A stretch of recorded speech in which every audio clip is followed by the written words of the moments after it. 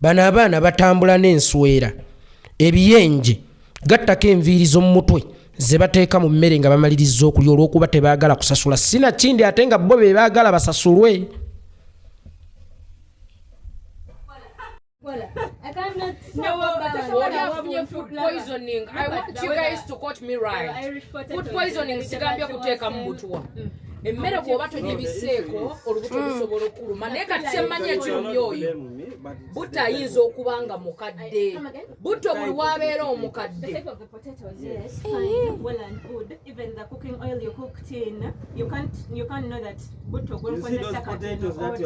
Mister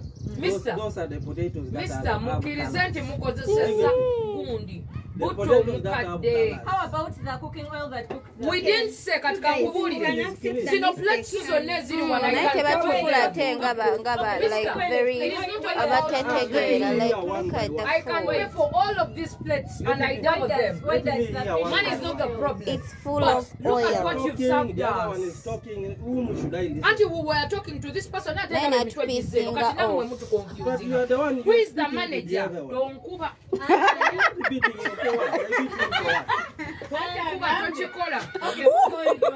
Yes. I will come to find out what is the problem. Look at the food you guys are serving us. What kind of food is this? Buto never been given fish without crunchy things. Because what is this? Can you serve this to our clients? But you're a 5-star establishment, for goodness yes, sake. But have you understood my explanation? Okay. Professional. You don't produce food like this. If the potatoes are the ones, you go to management and tell them, you know what? Mister, so what is the way forward? You either treat her. Which one is the food? Yeah, that's the fish of her. That's the fish she had. I did only that, and she got the her tummy started paining her. You understand? She stopped from there. You can see that the fish is still there. You understand? Nkola y'abawala bano okugendanga mu bifo eby'ebbeeyi awaliirwa emmere naye nga tebalina yadde ekikumi kye bagenda okusasuza emmere gye balidde sinakindi nga yeggwe alina okubasasula ate gwe baliiridde emmere baleme kwonoona restauranti yo oba wooteeriyo. Kwali sose ne weebuuza omuntu alidde emmere n'agibwebwene ekyennyanja akiyiye ng'ayiwa yingini n'alyoka ajjukira nti emmere erimu food poison. Bano abaana batambula n'ebiyenje, bano abaana batambula n'enviiri, bano abaana batambula n'ebiwuka eby'enjawulo bye bagenda bateeka mu mmere z'abantu nga bamaliriza okulya era basobola okufulumirako nga tebasasudde sinakindi nga gwe bakuddemu ssente. Era njagala abya restaurant mwenna mubeere bulindala abawala bano we mubalengeryako temubakkiriza kujja mu bifo byammwe kubanga muyinza ending up nga mubadde muluubirira okukola emitwalo 5 gye baleese ne batagibawa ate ne bawunzika nga ne ssente bazitutte sinakindi nga n'erinnya ly'ekifo kyammwe liyonoonese gwe ate nnaalirowoozezza kaakati wano kamera ebadde yeetaagisa ki? Kubanze nandirowoozezza balina ebintu bye basanze mu mmere enviiri biyenje n'ebiwuka ebyenjawulo then baalireese kamera naye just nti munnaffe olubuto lumuluma ng'amaze okulya ekyennyanja kyammwe mwe muli konko sure nti omwana ono olubuto lumulumye lwa kyennyanja kino kyalidde. Bantu bangi abalumwa embuto era sisuubira nti mukuze kutuuka awo nga temulumwangako ku mbuto z'abalumiraawo. Mwamalya kulya food poison simanyanga butta ayiseeko. Omuwala n'asobola okumanya butta ayiseeko naye nga teyasobodde kumanya nti ayiseeko nga tannatandika kulya.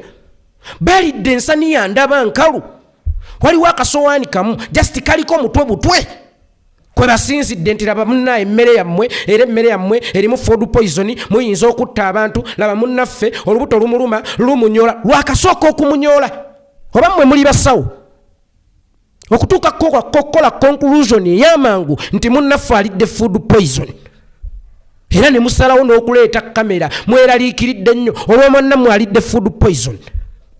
Bano abaana batambula tebalina ssente gye gino emisegula gya Kampala egyeteeka mu bulamu bwe gitaliimu gitambulira mu ddinaayo girimba nti girina kiraasi ate nga tegirina yadde olwataano mu nsawo zaabo ne kajja ne katuula ne kasaba emmere ne kamala okugirya ne kakkuta bulungi mu food poisoning mujje ne kateekako ne kamera kalabise bizinesi y'omuntu ntulidde food poisoning emmere yammwe Butto gwe mwasiikisa yali yayitako gwe kyogamba ekyennyanja ekyo kyazze kyewandiiseeko nti Butto gwe twatusiikisiza yabadde yayiseeko Butto ayiseeko lwaki temwamuwulidde ng'awunya Butto ayiseeko mumuwulidde mu mbuto mwaganye okumuwulira n'ennyindo mwegendereza aba restaurant ekika ky'abawala nga kino ate oluusi n'okupangisibwa kipangisibwa okusuula bizinesi z'abantu bujja n'ebiwuka enviiri ebiyenje n'ebintu ebyenjawulo bwe kamala okulya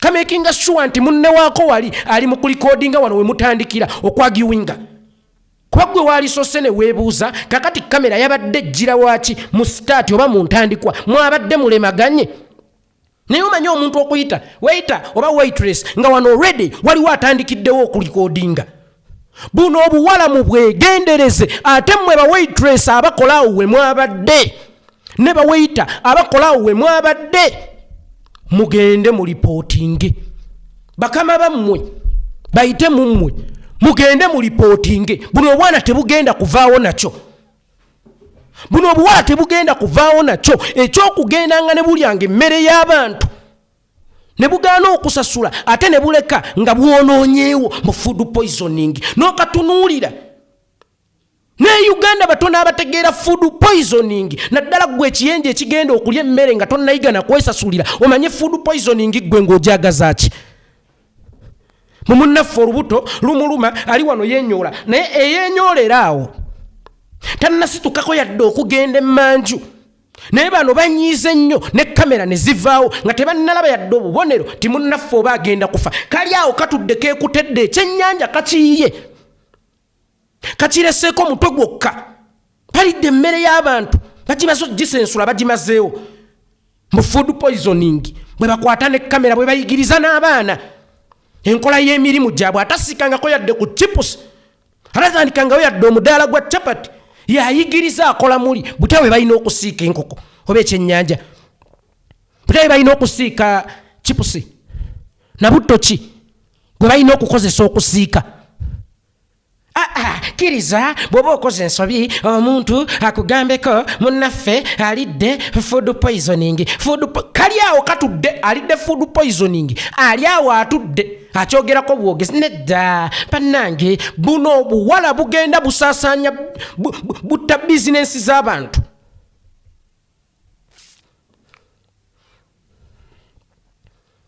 oluusi n'okupangisibwa bupangisibwa bwe mulaba njagala management y'ekifo ekyo mulondoole bano abaana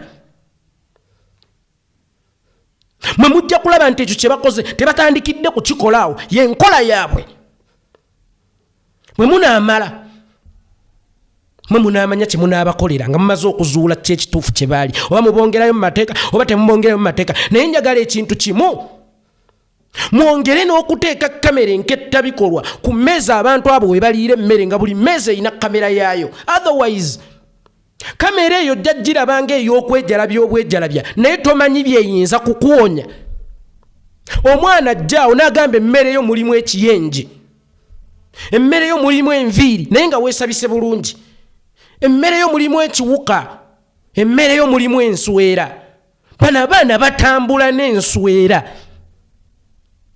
bano abaana tebaba na ssente zisasula mmere ate nga baagala okutambulira mu bulamu obw'ebbeeyi beerimba batambulira mu bulimba bo bajja ku kifo ng'ekyo ne balya ne beekubisizaawo zi selfie ne bateeka ku zi status mbu abasajja ababakwana basobole okukiraba nti balina kiraasi era balya mu bifo bya bbeeyi naye nga we balidde babalekedde miranga tebasasudde balese n'erinnya ly'ekifo balittattanye buno obwana njagala abe restaurant mu bwegendereze nnyo mu buteekeko nnyo amaaso kamaze okulya okukkuta kabwegedde mu food poisoning ng'omaze kukkuta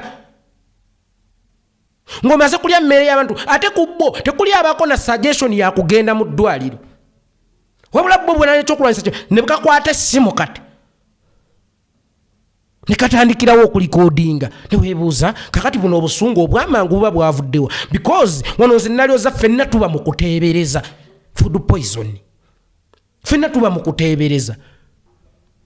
Tusooke tugende mu ddwaliro tulyoke tukole conclusion oba tusooke tubikwate empola tulyoke tukole conclusion naye n'oluusi kaavudde ewaka n'embuto zaako enjala sina kindi nga ne bye kalidde kaludde okubiryako ne katoka ne ate ng'era tekazze nga lukaluma ebadde methodi ya butasasula sina kindi ey'okubbayo akasente awo we babadde baliira. Mubwegendereze buno obuwala obutaagala kukola bungalo obunani obukeera okuzunga okunoonya ekyokulya mu restaurant ez'ebbeeyi ate nga tebwagala kukisasula. Olumu bugenda ne bunoonya bulabe wa atuddewo awo omusajja oba atudde kamwetegeetege asobole okugamba nti nedda biiru ku ttebe eyo yange bindekere. Bwe butamufuna nga bujja ne strategy yaabo ey'emmere erimu obutwa sina kindi ey'enswera n'okusasula bupangisibwa. Kuba ina restaurant yo kano kasobola okupangisibwa ssente nnyingi ne kajjaawo wennyini n'enswera.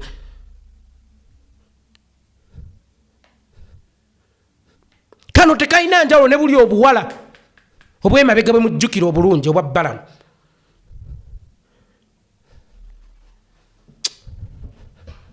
Muve mu mirimu gy'abantu bawala mmwe mugende mukole.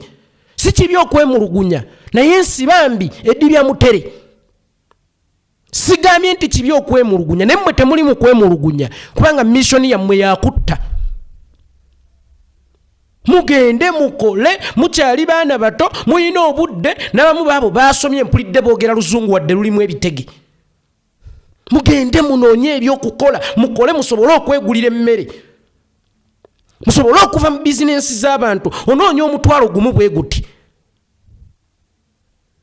Onoonya kuwona bbanja lya mitwalo 10 ey'emmere gy'olidde gy'otasasudde oba 5. Naye ate oggyeyo kamera ng'okuba bizinensi y'omuntu. Oganye okusasula oyagala ogikube ate oyagala bakusasule ggwe mu food poison. Kwegya emitwe waliwo kumumu abasawo omusawo mwana mmwe kwegya emitwe gyammwe kuliko omusawo. Buno obwana bwetaaga kutimbibwa ku buli restaurant. Takkirizibwa kuyingira wano takkirizibwa kuyingira wano. Ate abasajja muganzaganza abasajja mukwanakwana ne bano abaana n'obutwa basobola okubugaba balaba ekigurupu kye balimu. Bebo bwotwala out ne bakuteera egundi mu byokunywa ne bakuwulita n'ebibyo katwaleeka olaba bateeka kuteera kalifomu ku bbeerako katwaleeka. Abasajja mukwana naye lunaku lumu mujja kulya olusubi olugenda okubakaayirya nga mulowooza nti mulidde miyungu naye nga mulidde katanga. Abo abaana bemulondalonda mu kibuga mubasanga enjala ebaluma batudde ku restaurant mulowooza nti babbeeyi nnyo kumbe bo bateegeddewo mmwe. Bwe mutajje nga bajja n'akakodyo kaabwe akapya ke baaleetedde mu mbaga etabata akagundi buno obusawo bwabwe obw'omu ngalo ng'asikayo akayenje kakawuka akasirikitu ng'asuulamu oba oluviiri ng'alwekuulamu sina kindi asobola n'okwekuulamu olw'omu nnyindo oyo n'ateeka mu byokulya nga naye amaze kulya bamekinga sure bamaze kulya ne bafuna waawo akantu akatono ke balekawo. Food poisoning. Listen, food poison. N'olaba nno omutwe ogusomesa ebyekisawo oba n'olaba omutwe ogumanyi olubuto lw'omuntu olusobola okwawula emmere mweno simanya yereeta food poison. Gwe olubuto lwolwo lusobola okwawula emmere teno food poisoning.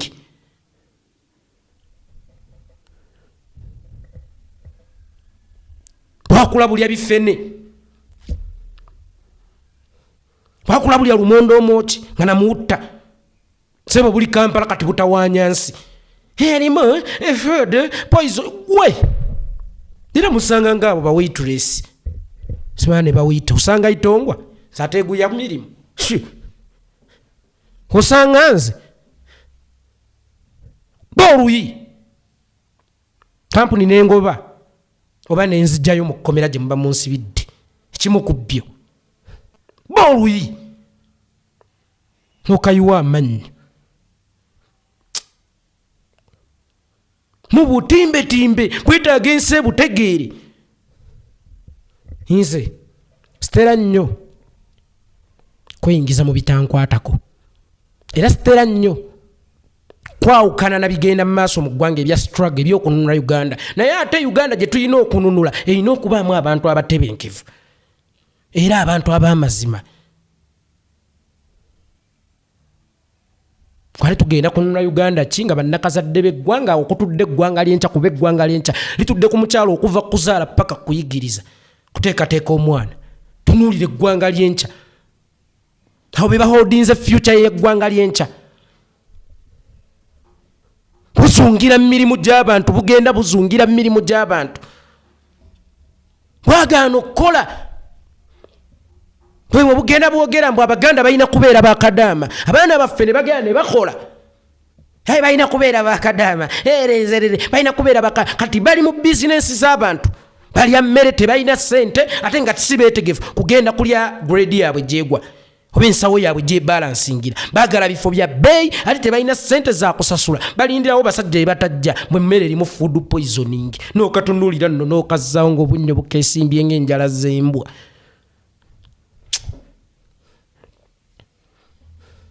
Muwasa era mweyongera owasa naye bano liira wagazi